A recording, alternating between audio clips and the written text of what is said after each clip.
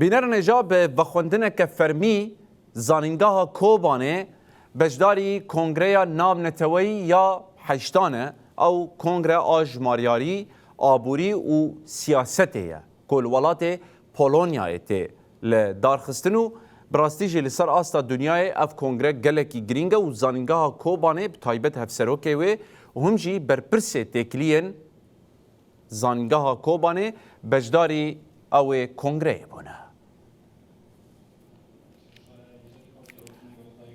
بتایبت جه زانینگاه کوبانه هفسروکه و دکتور شروان مسلم و ریوبر پیوندین زانینگاه دکتور اشرف محمود آماده بونه. کنگره لزانینگاه شچشین یا پولونیای جه 24 حتی 27 گلان تل دارخستن. د کنگره ده سمینار پیکتن پفگوهرتنا اکادمیک در حق زانینگاه ده تین گوتو بیش کرن. هر وکی هات زانین که ایرو سمینارن سرکه خلکن گوتو بیجه و رونشتن زانستی انگریدای مجارا کنگره پیک هاتنه. Tak naprawdę zaczęliśmy wdrożenie kilka lat temu w obszarze dystrybucji. Dlaczego? Bo dystrybucja to jest na operacja to jest około 20% terytorium kraju.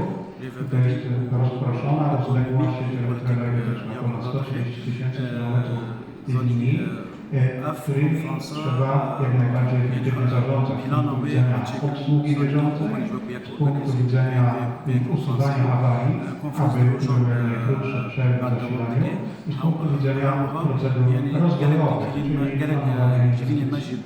Drugim elementem to są silniki inteligentne.